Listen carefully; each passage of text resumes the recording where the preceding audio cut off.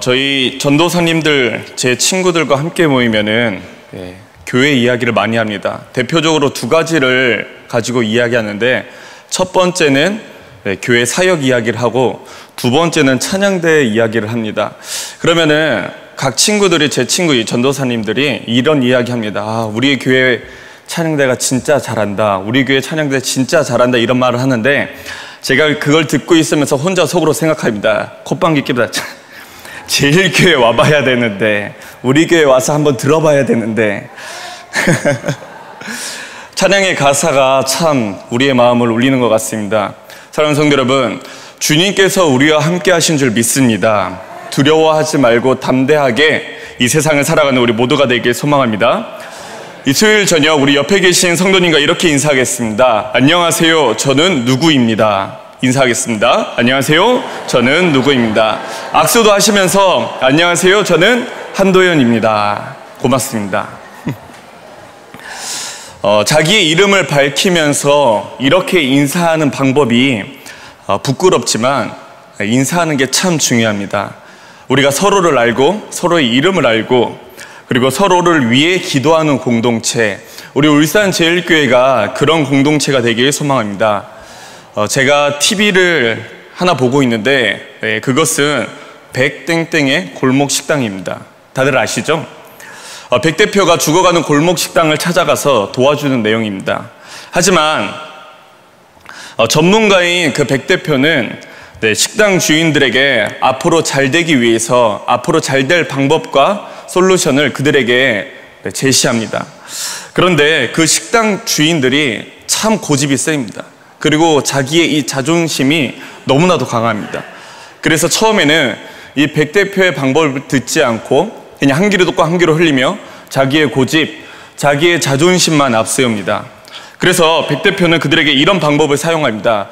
그 식당에서 가장 잘하는 메뉴를 백 대표가 만들고 똑같이 그 식당 주인이 만듭니다. 그리고 지나가는 시민들에게 이 음식을 먹고 평가해 달라고 합니다. 누가 이길까요? 당연히 100이면 100 대표가 승리를 합니다. 그리고 이제서야 그 주인들은 백 대표의 말을 듣고 기본기부터 처음부터 하나씩 고치기 시작합니다. 같이 살기 위해서, 그리고 더 좋은 방법을 알려주기 위해서 찾아오지만 자기의 것을 내려놓지 못합니다. 다시 말하면 자기를 내려놓지 못합니다. 오늘의 본문 말씀도 마찬가지입니다.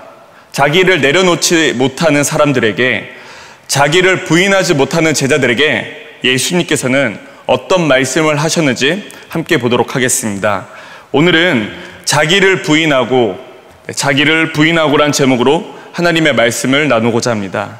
먼저 오늘의 배경 말씀을 보면 우리는 13절부터 보아야 합니다. 예수님께서 제자들과 함께 가이사랴 빌립보 지방에 이르렀습니다. 그때 예수님께서는 제자들에게 묻습니다. 얘들아, 사람들이 나더러 누구라 부르느냐? 이런 질문합니다. 그러자 다양한 대답들이 들려왔습니다. 예수님, 어떤 사람은 세례 요한이라고 부르고요, 어떤 사람은 엘리야, 또 어떤 사람은 예레미야, 그리고 선지자 중에 한 명이라고 말하고 있습니다. 그 대답을 듣고 난 후에 예수님께서 거기 있었던 제자들에게 아주 결정적인 질문을 합니다. 그러면 너희는 나를 누구라 하느냐? 원어 순서대로 보면 이렇습니다. 얘들아, 그러면 뭐라고 불러? 너희는 나를 뭐라고 부르니? 이 예수님의 질문은 지금 오늘날 우리들에게 정말 중요합니다. 다른 사람이 예수님을 어떻게 말하는가, 이것은 사실 2차적인 문제입니다. 가장 먼저는 예수님과 나와의 관계가 어떤 관계인가, 이것이 중요합니다. 왜냐하면 결국 주님과 나와의 관계가 어떤 관계인가를 가지고 우리는 주님 앞에 서기 때문입니다. 너희는 나를 뭐라고 부르느냐? 이때 우리가 너무나도 잘 알고 있는 베드로의 멋진 고백이 등장합니다. 16절에 이렇게 기록되어 있습니다. 주는 그리스도시요 살아계신 하나님의 아들이십니다. 아멘. 베드로가 아주 멋지고 정확한 정답을 이야기합니다. 우리 다 같이 저를 따라서 함께 고백해 보겠습니다. 주는 그리스도시요 살아계신 하나님의 아들이십니다. 아멘. 이 베드로는 예수님을 향하여 주는 이렇게 고백하고 있습니다. 무슨 뜻입니까? 주라는 뜻은 당신은 내 주인이십니다. 당신은 나의 왕이십니다. 나의 삶과 나의 죽음, 모든 것을 가진 주인이십니다. 이런 뜻입니다. 그리고 17절부터 19절까지 예수님께서는 베드로를 크게 칭찬하십니다. 내가 이 반석 위에 교회를 세울 것이고 내가 천국 열쇠를 너에게 주리니 땅에서 무엇이든지 매면 하늘에서도 매일 것이고 네가 땅에서 풀면 모든 것이 하늘에서도 풀리리라. 이렇게 크게 칭찬하십니다. 이 말씀이 있고 난 후에 그리고 이제 오늘의 본문 말씀이 이어집니다. 베드로의 신앙 고백이 있은 다음에 이때부터 예수님께서는 자신의 순환 예고 죽음과 부활을 제자들에게 가르치기 시작합니다. 우리가 21절 말씀에서 집중해서 볼 단어는 바로 이때로부터입니다. 이때, 과연 어느 때를 말하는 것일까요? 이때는 그것은 바로 앞에서 말한 예수님께서, 주님께서 하나님의 아들 그리스도로 공개되고 고백하는 때를 말합니다. 그렇다면 예수님께서 내가 그리스도다, 내가 하나님의 아들이다, 이렇게 공개되었다는 것은 무엇을 의미하는 걸까요? 그것은 그들에게 구약과 유대교가 기다려왔던 그리스도, 즉 메시아가 이 땅 가운데, 지금 이곳 가운데, 이 세상 가운데 왔다는 것을 의미합니다. 그들에게 메시아가 오면 그들의 사상으로는 하나님의 뜻이 실현되고 이제 이스라엘은 속박에서 풀려나며 경제적으로 좋아지고 믿음적으로는, 종교적으로는 새로운 세상을 맞이하는 것을 의미합니다. 이것은 희망이 완성되고 기쁨이 요동치며 정의가 승리하는 것을 의미합니다. 그런데 성경 말씀에서 역사적으로 예수님의 순환과 영광 이후에도 세상은 크게 변하지 않았습니다. 그들의 기대와 다르게 예수님의 죽음과 그 이후에는 크게 변하지 않았습니다. 여기서 주님께서는 기독교의 진리를 선포합니다. 그것은 메시아이신 내가, 메시아인 예수님께서 죽임을 당해야 한다는 것입니다. 내가 죽어야 한다. 내가 십자가에 못 박혀야 한다. 그러나 이 개념은, 이 사상은, 메시아의 죽음은 그들에게 받아들이기 어려운 개념입니다. 왜냐하면 그들에게 메시아는 오직 승리자여야만 했기 때문입니다. 이제 적들을 물리치고 승리를 선언하기 일보 직전에 마치 패배자처럼 죽음을 수용하는 것처럼 보이는 예수님의 이 순환 예고는, 죽음과 부활은 그들의 상식으로는 도저히 이해할 수 없었습니다. 이러한 심정을 대변하는 인물이 바로 아까 위대한 신앙을 고백했던 베드로입니다. 우리의 신앙도 마찬가지입니다. 내가 예수님을 믿으면, 내가 예수님을 영접하면, 내가 믿음이란 것이 생기면 내 삶이 나아지고 나는 좋은 일만 생길 거야, 나에게 고난은 없을 거야, 이렇게 오해하는 경우가 많이 있습니다. 하지만 우리는 믿음이란 것도 있고 주님을 믿는다고 고백하지만 우리의 삶 속에 고난의 연속입니다. 그런데 그 고난이 우리를 쓰러뜨리기 위해서, 넘어지기 위해서 하기 위한 고난이 아닙니다. 우리는 그 너머에 있는 하나님의 사랑과 하나님의 영광을 바라볼 줄 알아야 됩니다. 그리고 예수님께서는 자신이 순환을 당해야만 하고 그것을 통해서만 부활의 영광에 이룰 수 있음을 가르치기 시작하였습니다. 여기서 끝나면 참 좋겠지만 22절의 말씀을 보게 되면 그 말을 듣고 베드로가 이렇게 고백합니다. 예수를 붙들고 항변하여 이르되 주여 그리 마옵소서, 이 일이 결코 주께 미치지 아니하리이다. 이렇게 말하고 있습니다. 그런데 예수님께서 이런 고백을 한 베드로를 향해 뜻밖의 책망을 퍼부으십니다. 베드로야, 고맙다, 나를 이렇게 생각해 주는구나, 이런 칭찬이 아니라 오히려 사탄아, 내 뒤로 물러가라, 너는 나를 넘어지게 하는 자로다. 예수님의 이 말씀은 무서운 저주의 말씀과도 같습니다. 우리는 베드로가 이미 성격이 불같고 자존심이 아주 강한 사람으로 알고 있습니다. 그러니 그 자존심 강한 베드로가 예수님의 저주와 같은 책망을 들었으니 얼마나 큰 상처를 받았겠습니까? 방금 전까지만 해도 이 많은 제자들 앞에서 바요나 시몬아, 내가 복이 있다. 내가 네 위에 반석에 교회를 세우겠다. 네가 풀면 풀고 네가 열면 열릴 것이다. 엄청난 축복을 해줬음에도 불구하고 그 많은 제자들 앞에서 책망을 받게 됩니다. 처음에 베드로가 주님께서 그 복을 받았을 때, 칭찬을 받았을 때 얼마나 의기양양했습니까? 모든 제자들 앞에서 칭찬을 받았으니 자기 자신이 스스로가 자랑스러웠을지도 모릅니다. 하지만 그 칭찬이 끝나기 무섭게 동료들 앞에서, 제자들 앞에서 베드로는 사탄이라는 소리를 들었으니 그의 자존심에 얼마나 큰 상처가 되겠습니까? 성도 여러분, 도대체 무엇이 문제입니까? 왜 베드로는 순간에 천국과 지옥을 오고 간 것일까요? 24절에서 25절 말씀이 그 이유를 설명해 주고 있습니다. 우리 다 함께 24절에서 25절 말씀을 다시 한번 더 읽겠습니다. 시작. 이에 예수께서 제자들에게 이르시되 누구든지 나를 따라오려거든 자기를 부인하고 자기 십자가를 지고 나를 따를 것이니라. 누구든지 제 목숨을 구원하고자 하면 잃을 것이요 누구든지 나를 위하여 제 목숨을 잃으면 찾으리라. 아멘. 예수님께서는 제자들에게 누구든지 나를 따라오려거든 자기를 부인하고 자기 십자가를 지고 나를 따를 것이니라. 그리고 나서 역설적으로 말씀을 맺고 있습니다. 누구든지 자기 목숨을 구원하고자 하면 잃을 거고 너희가 누구든지 나와 복음을 위하여 자기 목숨을 잃으면 구원하리라. 여러분, 이것이 오늘의 말씀의 핵심입니다. 예수님을 따른다는 것이 구체적으로 무엇인지를 말해주고 있습니다.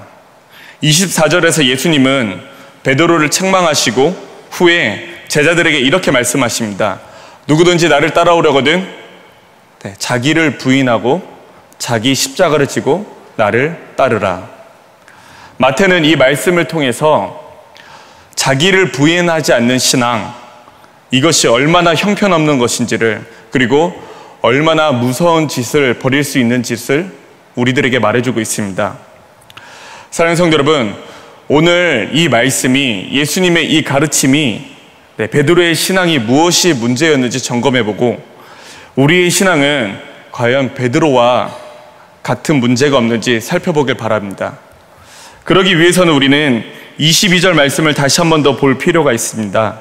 베드로가 예수를 붙들고 항변하여 이르되 주여 그리 마옵소서, 이 일이 결코 주께 미치지 아니하리이다.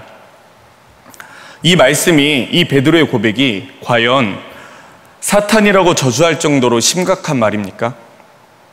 이 저주의 말씀을 들을 정도로 베드로가 지금 심각한 말을 한 것일까요?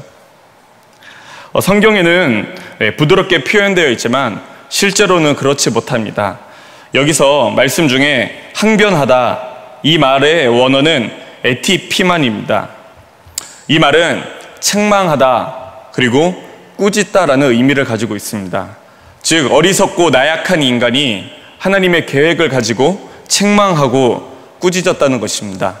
쉽게 설명하면 예수님의 반드시와 그리고 베드로의 절대로, 이 두 개념의 충돌입니다. 이 두 개념은 충돌할 수밖에 없고 그리고 타협과 중간지대가 없습니다. 성도 여러분, 그렇게 위대한 신앙 고백을 한 베드로가 왜 그랬을까요? 그 이유가 24절 말씀이 증거해주고 있습니다. 누구든지 나를 따라오려거든 자기를 부인하고 자기 십자가를 지고 나를 따를 것이니라. 베드로는 주님의 칭찬을 받을 만큼 신앙 고백을 했지만 아직 자기를 부인할 만한 믿음이 없었던 것입니다. 베드로는 자아가 아주 강한 사람입니다. 하나님의 생각보다 인간인 자신의 생각이 더 옳다고 여겼습니다. 주님의 고난을 만류하는 베드로의 이 고백은 겉모습으로는 그럴듯해 보이지만 그것은 하나님의 뜻을 꺾으려는 인간의 헛된 욕망에서 나왔습니다. 사람은 누구나 자아를 가지고 있습니다.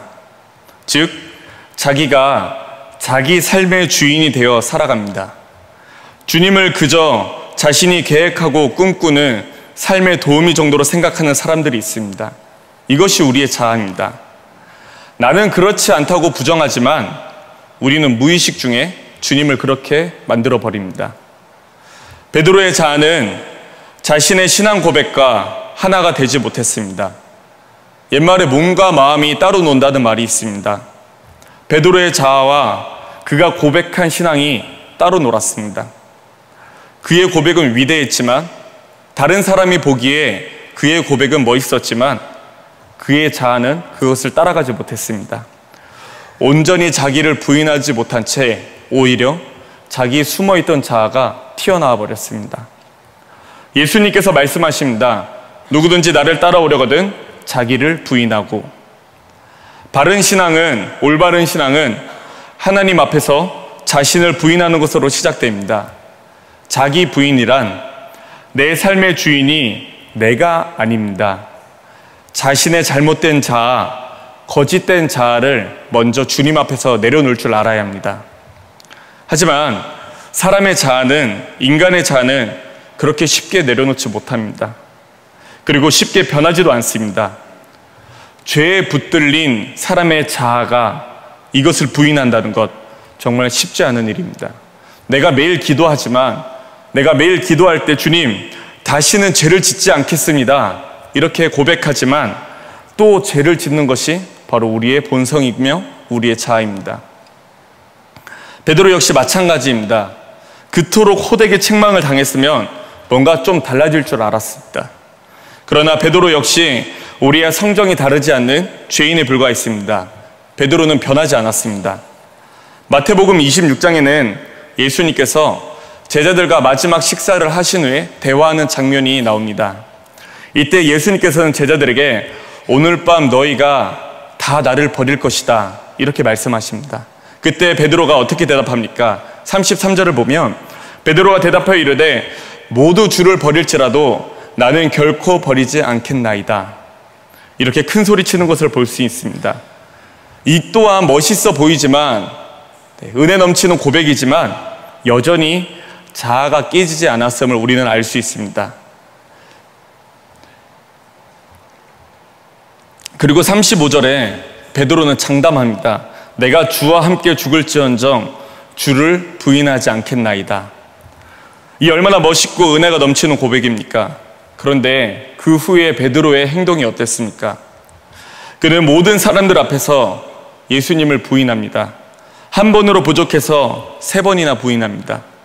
베드로의 이 3번의 부인은 그냥 나는 예수님 몰라요 이런 부인이 아니라 예수님의 신성과 인성과 모든 것을 부인해버렸습니다. 완전한 부인이었습니다. 결국 이것 또한 깨지지 않는 자아 때문입니다. 여전히 자신의 삶, 내 주인이 나였기 때문입니다. 자신의 삶의 주인, 생명의 주인이 바로 나였습니다. 베드로는 여전히 자신의 자아를 버리지 못하고 끝까지 붙들고 있었습니다. 이것이 바로 마태복음서가 신앙을 고백하면서도 우리가 입술로 고백하면서도 예수님을 따른다고 고백하면서도 자신을 부인하지 못하는 사람, 자아가 깨지지 않는 사람이 얼마나 무서운가 이것을 우리들에게 지금 말해주고 있습니다. 그렇다면 우리는 어떡합니까? 제자인 베드로도 이랬는데 우리는 어떡합니까? 성도 여러분, 너무 염려하지 마십시오. 베드로 같은 사람도 변했습니다. 사실 베드로가 스스로 변한 것이 아니라 주님께서 베드로를 변화시키셨습니다. 제 목숨을 구원코자 배신했던 베드로를 이제는 주님을 위하여 목숨을 버리고 그리고 자기를 부인하고 자기를 낮추는 베드로로 변화시키셨습니다. 인간은 한순간에 변하지 않습니다. 그래서 훈련이 필요합니다. 주님을 우리를 끝까지 훈련시키기를 원하십니다. 주님을 배반한 그리고 자신을 스스로 저주하며 갈릴리로 돌아갔던 베드로에게 부활하신 주님께서는 그를 버리지 않고 다시 찾아갑니다. 그리고 베드로에게 또다시 한번 기회를 주십니다. 주님의 제자로 변함없이 베드로 그대로 받아주십니다. 이러한 끝없는 주님의 사랑과 보살핌 속에서 베드로는 비로소 자기를 부인하고 자기 십자가를 지고 주님을 따르는 믿음의 도구로 변화되게 됩니다. 사도행전 3장 12절 말씀에 보면 베드로가 성전에서 기도하러 올라가다가 성전 미문에 앉아있는 안전뱅이를 고쳐줍니다. 그러자 그 모습을 바라보고 수많은 사람들이 베드로를 향해 몰려옵니다. 그때 베드로가 자기를 보기 위해 몰려온 많은 사람들에게 이렇게 말합니다. 이스라엘 사람들아, 이 일에 왜 놀랍게 여기느냐? 우리 개인의 권능과 경건으로 이 사람을 걷게 한 것처럼 왜 우리를 주목하느냐? 이 말씀을 좀 더 쉽게 표준 세번역으로 읽어드리면 이렇습니다. 이스라엘 동포 여러분, 어찌하여 이 일을 이상하게 여깁니까? 또 어찌하여 여러분은 우리가 우리의 능력이나 경건으로 이 사람을 걷게 하기가 한 것처럼 우리를 바라봅니까? 다시 말하면 이렇게 놀라운 일이 있는데 왜 나를 쳐다봅니까? 그리고 베드로는 그때 예수님의 복음을 전하기 시작합니다. 이것은 베드로의 자기 부인이었습니다. 이후 베드로는 남은 생의 끝까지 자기 십자가를 지고 주님을 따르는 자기 부인의 삶을 살았습니다. 자기를 내려놓는 것, 그리고 사람의 마음을 변화시키는 것, 내 마음을 변화시키는 것 스스로 할 수 없습니다. 오직 주님께서만 할 수 있습니다. 성도 여러분, 우리는 오병이어 기적을 잘 알고 있습니다. 예수님께서 말씀으로 그 5,000명을 먹이신 일입니다. 그런데 우리가 항상 여기서 집중하는 것은 무엇이냐면 그 많은 사람들을 적은 것으로 먹였다. 눈에 보이는 현상으로 우린 주님의 기적을 다 말합니다. 물론 주님의 기적 맞습니다. 그러나 우리가 진정으로 바라봐야 할 기적은 많은 사람을 먹인 것도 있지만 더 궁극적으로 거기 있었던 사람들의 마음을 변화시킨 것입니다.